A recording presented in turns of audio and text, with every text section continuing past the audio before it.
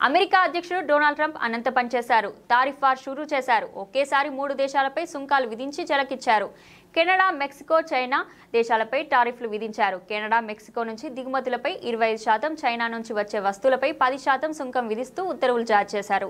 దేశంలో తయారీని పెంచడానికి, ఫెడరల్ ప్రభుత్వాన్ని ఆదాయాన్ని పెంచేందుకు ఈ సుంకాలను ఉపయోగిస్తామని ఈ సందర్భంగా వెల్లడించారు. మెక్సికో, కెనడా దిగుమతులపై 20%, కెనడియన్ ఎనర్జీపై 10%, చైనాపై 10% అదనపు సుంకాన్ని అమలు చేస్తున్నామని చెప్పారు. ఫెంటానిల్ సహా మన దేశంలోకి వస్తున్న అక్రమ విదేశీయులు ప్రాణాంతక మాదక ద్రవ్యాలను అరికట్టేందుకు అంతర్జాతీయ అత్యవసర ఆర్థిక అధికారుల చట్టం ద్వారా ఈ సుంకాలు విధించామని తెలిపారు. అమెరికన్లను రక్షించాల్సిన అవసరం ఉన్నదని, అందరికీ భద్రతను నిర్ధారించడం అధ్యక్షుడిగా తన కర్తవ్యమని వెల్లడించారు. సరిహద్దు వెంబడి సంక్షోభం తగ్గే వరకు సుంకాలు అమలు చేస్తామని తెలిపారు. కాగా ఈ సుంకాలు మంగళవారం అర్ధరాత్రి నుంచి అమల్లోకి రానున్నాయి. ఈ నేపథ్యంలో రవాణాలో ఉన్న వస్తువులు కటాఫ్ సమయానికి ముందే అమెరికా సరిహద్దులోకి వచ్చే వారికి సుంకాల నుంచి మినహాయింపు ఉందన్నారు. ట్రంప్ నిర్ణయంతో అమెరికా వృద్ధి తగ్గడమే కాకుండా కెనడా, మెక్సికో దేశాల్లో ఆర్థిక మాధ్యమం ఏర్పడే ముప్పు పొంచి ఉన్నది. అదేవిధంగా ఉత్తర అమెరికాపై ప్రభావం చూపనుంది.